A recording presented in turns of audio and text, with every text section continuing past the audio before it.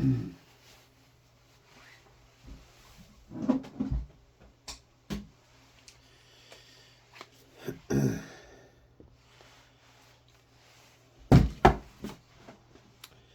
everyone, welcome back. And you thought I'd forgot about this gun, didn't you, that I got with the Mark 18, and I haven't. I've been trying to decide what to do.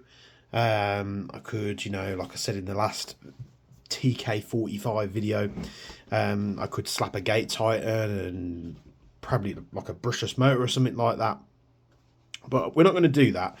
I've got a lot of electric guns, and this one, let's make something different out of it. So I do actually have another KWA, which is the Valkyrie. This is the first one I did, number 101. I only did 3. They come in a special blend colour that I did only for the Valkyrie series, and I think 1 MTW, which ended up going to Airsmiths. And this HPA set was in my other TK45 because I kind of swapped it into there, and then I put it in here. Sold the other TK45, the bronze one, to a good long running customer of mine. He's chuffed to bits with it. He tried to get one for a while and he couldn't source one. I didn't have anyone that I could source one from. So I said, look, do you want to buy that one that you've been asking me to sell you on the wall for a while? And he was chuffed a bit. So that went to him. What I did do, because this rifle's pretty much brand new, it does have the grip drilled for an airline. So I took the brand new grip off here and I put it onto his before shipping to him. So I hope you're chuffed with that, Anthony. So just because I had bits lying around, I decided to transport the engine into this. And it's just because I didn't know what I was doing with the engine. There's an Inferno in here. I think we're going to put it back in here and create another HPA TK45. But I thought, why not bring you guys along for the ride? It's going to be a pain, this, because we need to get all this apart and go for round 2. But let's do it. I thought I'd talk to you as well while I'm doing this. So we'll perhaps do something different with this Valkyrie. Like I said, I built 3 of them. They had gate titans and all max model bits and pieces, this, that, and the other. And this one has just kind of been butchered for parts, and not butchered for parts, but I've used things here and there. So we're going to take this thing apart. I think I've got a posi up here. Is this one? Yep. And I do really like the TK 45s and the QRF models. And the when I was sort of going through, I had the mod 1, I think, which was MP5 man, which you guys have seen in a build video. If you haven't seen that video already, go check out the custom. I think it's in the custom builds one, might not be. Just go back on the feed, you'll see it.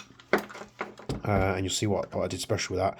I wasn't a fan of the mod 2. It kind of took the same magazines as the TK45, but it had this weird... I didn't really like it, to be honest.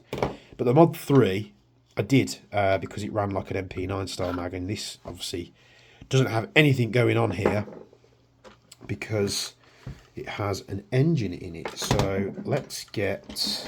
Do we have a 2.5? Yes, I do. And the amount of these KWA rifles I've worked on, having worked on airsoft guns for as long as I have, it's kind of becomes like a bit of a, I don't want to say a curse, but when I started Bespoke Airsoft, and it was literally just me that worked there, and I started doing stuff with the Airy Striker platforms because it just so happened to coincide with that being released.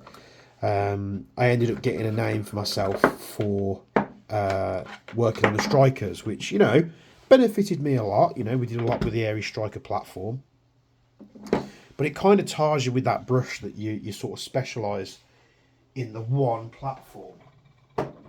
Now, I've been working on pretty much all airsoft guns for a very long time now, and you know, now stepping aside from bespoke airsoft, I kind of have the freedom to get my jiggy on with airsoft stuff again. And I'm getting the one thing I lost with bespoke when it became a certain size is bespoke was more about, you know, not box moving, but you know, we were selling a lot of standard stuff. And when I started bespoke airsoft, I specialised in doing bespoke stuff.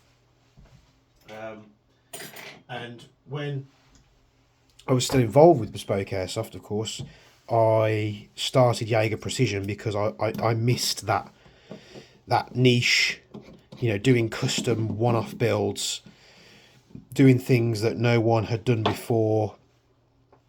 I just missed it, so that's why I set up Jaeger Precision. You know, weird turn of events, here we are, and we're on this new channel, and I hope you guys like what I've been putting out. So still trying to put out a video a day. I have said in a couple of videos, I do need to correct that I've been doing a video a day since June last year, and that is incorrect. That is just when I obviously separated from bespoke, and I think I was just getting a bit confused. I actually started doing a video a day in August time, so I think it was around about August the 14th. So just correcting myself there, because I checked it the other day and I was like, holy shit, I'm actually incorrect. So I thought I'd correct myself there. So this line does have a unique fitting, so we can, that's the whole reason I've been able to pull it through this now. And if we take that off and pull this O-ring off, we can actually pull it through the motor adjustment screw, because it removes all this bulk. So I can't even remember what I was ranting about now, but those that have watched me for many years know I tend to go off on a tangent. So we're going to pull this Valkyrie apart. I don't know what I'm going to do with this Valkyrie once I've pulled the Inferno out. What I'd done is I'd fitted all this in the hopes to build the Valkyrie into something, you know, HPA sort of powered, but it was kind of just fitted in and put onto the gun wall there. So let's pull all this stuff out. And there are some caveats with fitting a HPA engine into a TK.45, which of course I'll go through with you, because when I was doing it, I couldn't find any information of anyone that had done it. I'm not saying there isn't anyone out there that's done it. I'm just saying at the time of me searching, I could not find any information for like the nozzle sizes and such, because the TK.45 has a weird hop unit that's proprietary to the 45, where the QRF Mod 3, just focusing on what I'm doing here, the QRF Mod 3, you know, you're using an M4 nozzle length. So here we have the box. Now the easiest way for me to do this, if I recall correctly, is just switching the nozzle over on this one, switching the nozzle over on that one, and then I can swap them around. I think I do have the spare bits in boxes somewhere, so we'll go along with that as we do it. So I've got the box out. Luckily with the TKs and a lot of the KWA stuff, all the parts are very similar. I've got a nice Max model trigger on there. So we're going to pull this out to one side. I think the dust cover is different, so what we'll do is we'll pull this one apart as well. Try and keep things separate. I'm going to pull this out here. There is obviously a shed ton of bits that I'm going to have to order for this thing, because internal wise I'm pretty sure this TK is pretty much standard.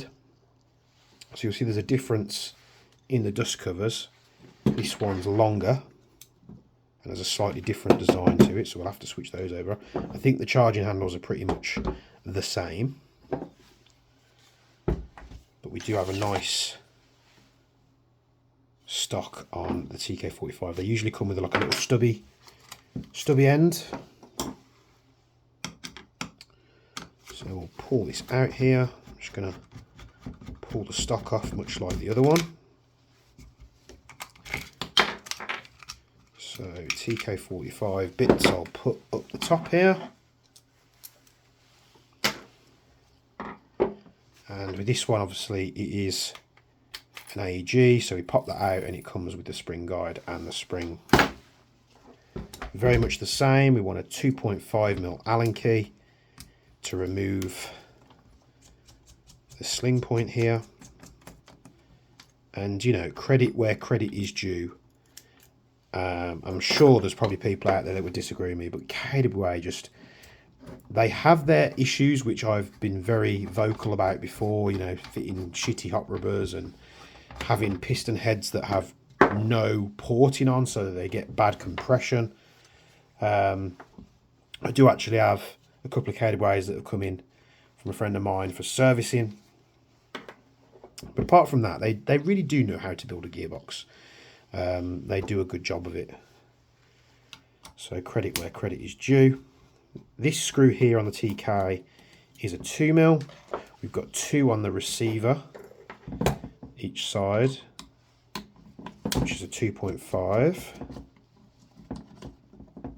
We have 1 that side, and we have 1 this side. I feel like I took that many KWAs apart that I could do it with my eyes closed.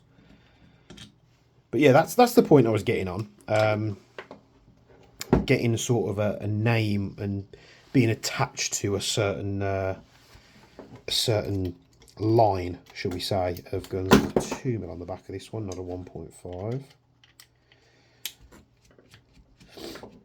So you start working on things and you get yourself a name, and then people kind of attach that to you and think, well, you know, like when we did the strikers, if you've got a striker, we used to get a lot of work from it. I appreciate that, of course, but it kind of overshadowed the capabilities that we had with other platforms, because we were building all kinds of wacky stuff. But because we were doing so much with the strikers and we were covering them with videos and such, you know, it kind of overshadowed it a little bit. So, you know, same with the Silverback MDR. Obviously, Jaeger Precision has a name for working on the Silverback MDRs now.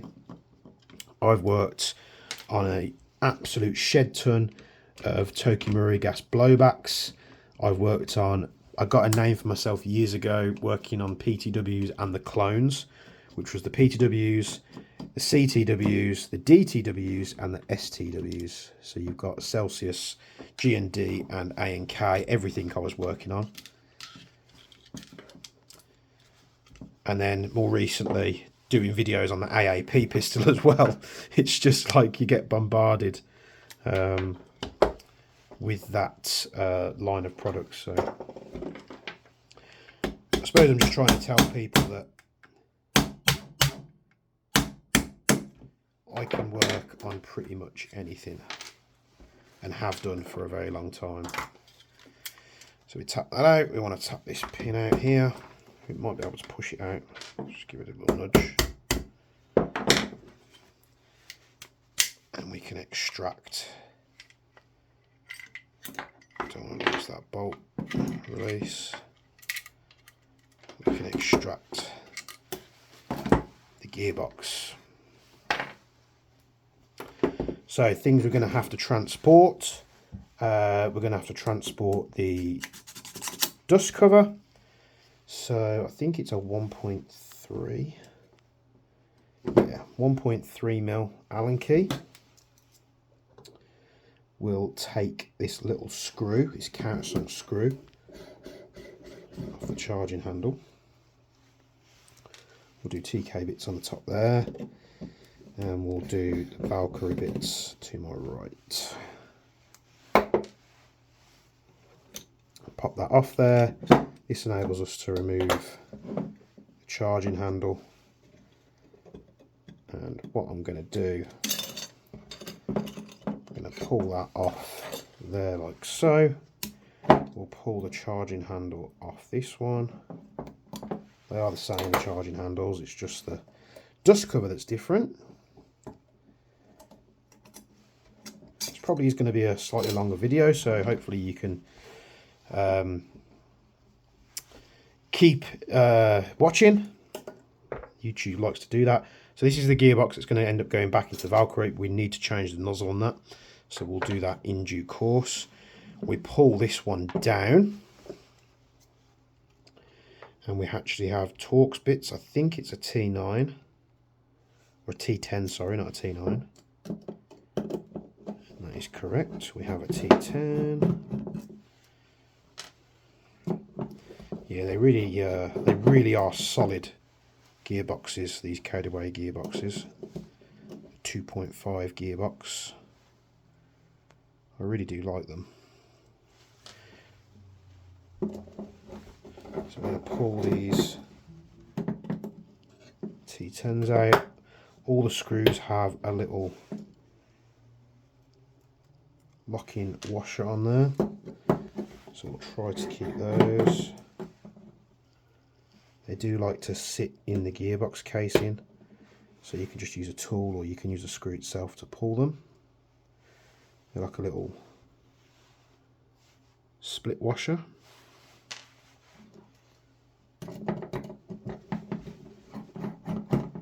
If you want a guide on how to pull and completely disassemble the TK.45, there is a video on the channel for you, which is literally just a video of how to take it apart and how to put it back together. So if you want a guide on pulling your TK.45 apart, be sure to check out that video.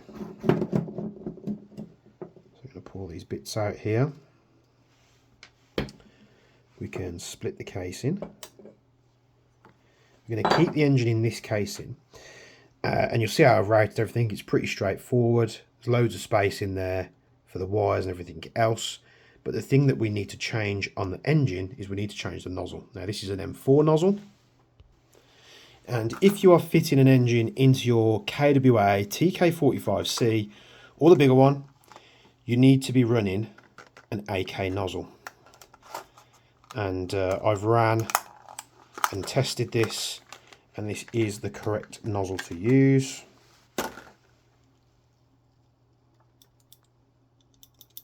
Just make sure it's nice and lubed up. And what we do here is we unscrew the front end of the engine. It will pop off like so. We can push the nozzle in there, and that'll pull it out. We can remove the O-ring that sits on the front there, and we can slide this out the back, take the spring out, and there we have the two nozzles.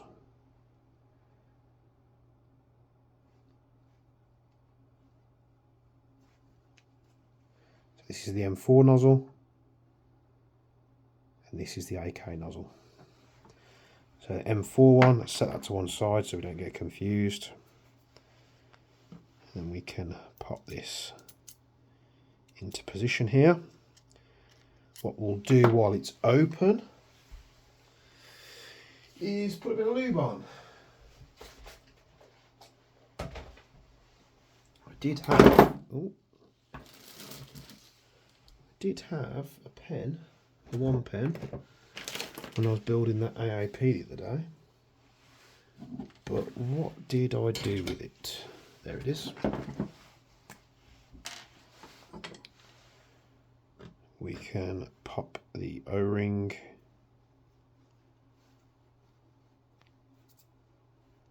on that,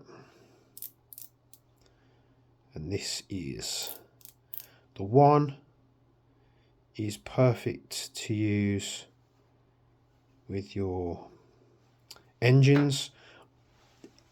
Anything, even the stuff that they say is safe, don't put this anywhere near your HPA tanks. It's for engines, not tanks. although it probably wouldn't do anything. I don't want people taking their HPA tanks apart and putting this in there.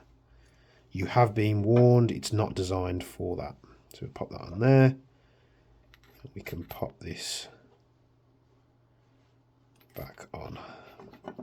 Oh, no we can't, because we forgot the spring. Put the spring back in there.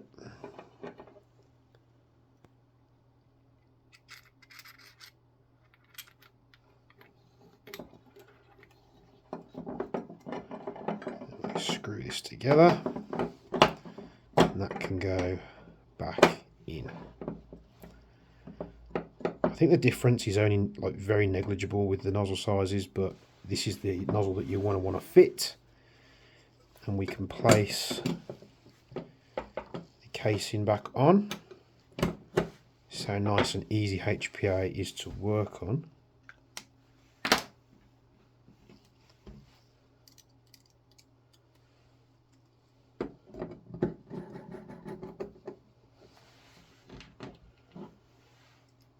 So let's pop these screws back in here.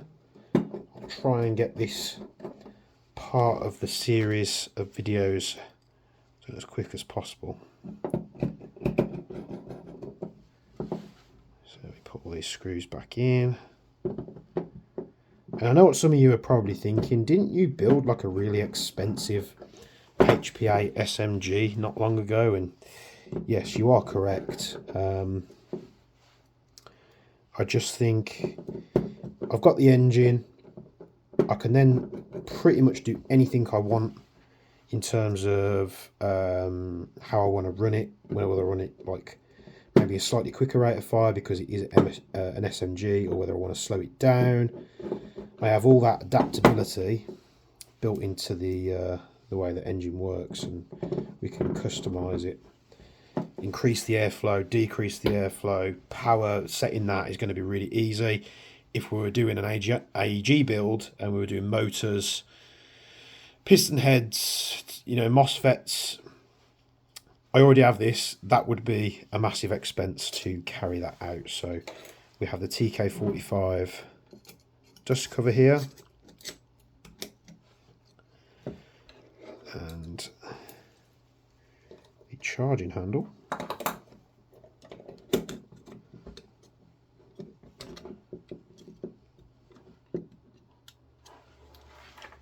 If it wants to go together here.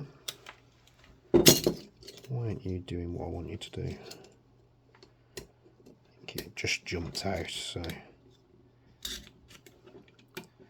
close that all together. Use this little screw, they're both the same. Need a 1.3 millimeter Allen key. Still get tons of questions about this screwdriver. It's called the kinetic driver. You can go get it at Placed Atoms. And that's all we're going to say about that. So this is pretty much ready to go in, so we can start fitting it. So you want to put the bolt release back in there. We take our gearbox with the engine. We put the wires through the back there. We put the line through the grip section. The wires are being a ball ache. Go through.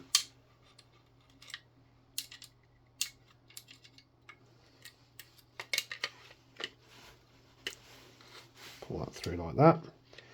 The selectors are set to safe. We're going to set this in the closest box all the way forward. Slide it into position. Pop the rear pin in. And then we're going to check the selector. It's very easy on the KWAs because we can go, oh look, there's semi-auto, oh, there's full auto. You don't have to do any guesswork. So we'll pop the main pin in. We're just going to check the hole's clear, which it is. Get a bit of dust off the pin there. Line that up, give it a whack.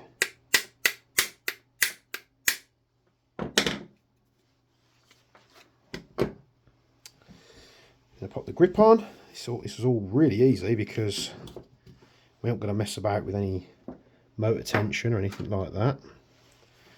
2 screws. Ooh, one wants to disappear. One in each corner.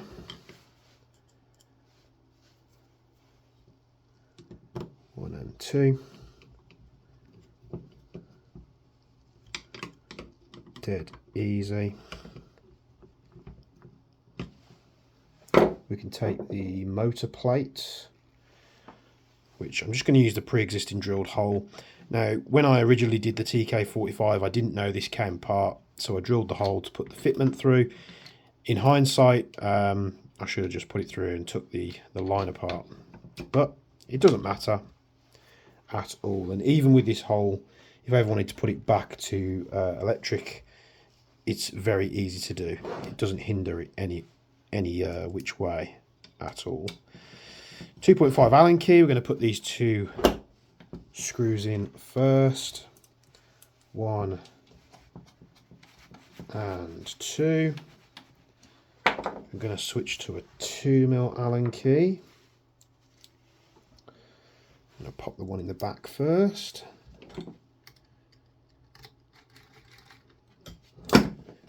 And if you're following along with this now HPA TK.45 build, what colour scheme shall we choose? Let me know down in the comments below. I would very much like to know your thoughts. We pop this little spacer. We screw that down just enough so we can see the flat sections on the line. We pop the O-ring over the fitting. We then secure that down over the O-ring, which seals it. We grab, you can use a little wrench for this, but I've got some needle nose here that are accessible to me on the bench, so it doesn't need to be insanely tight. Nip that up. Once that's nipped up, we can screw the collar back down to make it nice and tidy, and there we go. It's fitted. We then take our rear section and we screw this into place, being careful not to catch the wires. With these on the C versions of the 2.5 gearbox, where you have the adjustable spring guide, not the recoil stock, you always just want it just slightly protruding on the back there, so that the section will grip on the sling plate. Because we're not using the normal AEG system, this can actually go in a little bit further than what we need, so I'm just going to back it out one more, and that should give us a nice positive bite on this sling plate. Usually you'll screw them until they stop, and then you'll back turn it until it lines up. Pop that screw in there with a 2.5. This is the spring guide, which everything's just been stripped off the front. So you'll see this normally has like a bearing and the longer bit of the spring guide where the spring goes on. I've literally just popped the pin out and took all that apart because we don't need it, and without doing it, it will foul the engine, so we need to take that apart. Once that's done, I know in this video I've kind of took apart two cable brays. If you were fitting this engine, you'd only be doing it to one, but we want this in the TK.45 build. Screw that down. Need to spin that around so it lines up.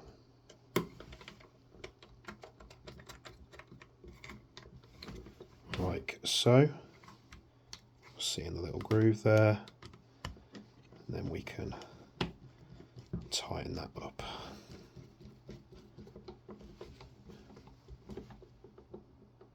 So you see how there's a bit of movement there. Now if you have that, what that means is you need the stock adapter piece to go in one more revolution. So what we'll do, pull that out,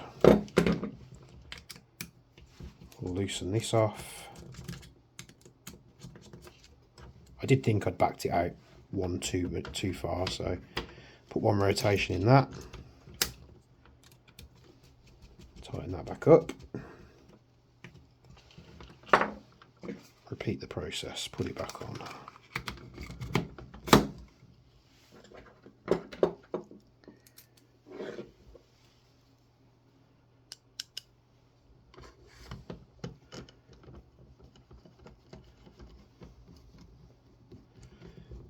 Tighten this up now with that nice and tight. The stock has no wobble, so that's what we want. That can go in there for now. Pop this cap back on. The stock can go on, and that is an Inferno engine installed into a TK.45c. So we can pop the upper receiver on. There's obviously going to be further consecutive videos on this series, but we now have a TK.45c, which has the Ronin 47 8-inch TML8 M-lock handguard, which is the front end from, like I say, the Ronin 47. And yeah, we're going HPA with this one. So I hope you've enjoyed this video. If you're installing a engine into your TK.45, whether it be a Polar Star engine or a Wolverine, the AK nozzle length is the one that you want. Thanks for tuning in this video. In the next one, we'll obviously be wanting to install some barrel and hop upgrades. We have to keep the KWA TK.45 hop unit because it's proprietary to this platform. And then I want to know in the comments down below, guys, if you're watching this video, I know it's a lot to ask a lot sometimes. Go in the comments, tell me what colour scheme we should do it. I'm thinking maybe copper, but you know, the trigger's red, but that's neither here or there. We're obviously going to want to test this thing once the barrel upgrades are in, set our power, the dwell, and then of course we want to set our rate of fire as well. Stay tuned for the next in the series, and I'll see you in the next one.